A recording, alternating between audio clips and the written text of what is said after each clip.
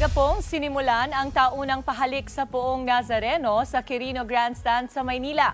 Ang ilan kasing deboto nakaabang na po sa pila kagabi pa lang at willing magpa-morningan para maagang makasalang sa taunang tradisyon.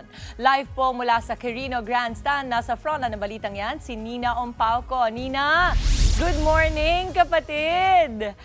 Nina, marami pa bang mga taong dumarating dyan sa ating pahalik? Dimples, tuloy na nga ang taunang paghalik dito sa Poong Nazareno dito sa Quirino Grandstand. Dagsana ang mga deboto at kahapon pa ito nagsimula alas 8:30 kagabi pagkatapos ng misa. Matiwasay at taimtim ang sitwasyon dito sa Quirino Grandstand para sa taunang pahalik.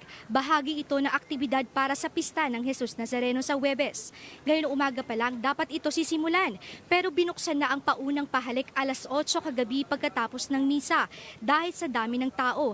Ayon sa MPD, tinatayang nasa 600 deboto ang narito dakong hating gabi kanina. Inaantabayanan na rin ang darating na mga deboto sa mga oras na ito, pero may ibang mananampalataya na madaling araw pa lang nakikipagsapalaran na at dito na natulog, makapunas lamang at makapagdasal sa Jesus Nazareno. Narito ang ilang pahayag ng ilang deboto na nakausap natin kanina. To August 2024, nag-board exam po ako. Bali, ang ginawa ko po, isa po si Nazareno na nakatulong sa akin.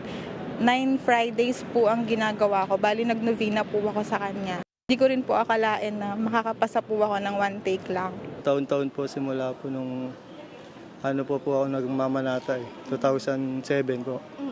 Hanggang sa nagkaanak na po ako. Tapos nananalangin pa rin po palagi. Tapos may nagkabukol po kasi siya.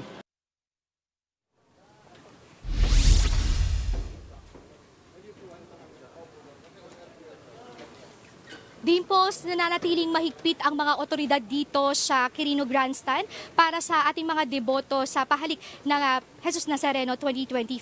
Tinatayang bubuhos ang mga deboto mamayang alas 8:30 ng umaga at payo ng mga otoridad na huwag na tayong magdala ng kahit na anumang bagay o patalim na maaaring makasakit o makapanakit sa ating kapwa. Dimples? Maraming salamat, Nina Ompauco, live po mula sa Quirino Grandstand. Mga kapatid, Dimples Romana po, kumpletuhin ang inyong umaga ng mga kwentong puno ng inspirasyon. Salubungin po ang bawat araw ng may ngiti at pag-asa. Kaya't mag-subscribe na po at mag-follow na sa aming social media pages ng News 5.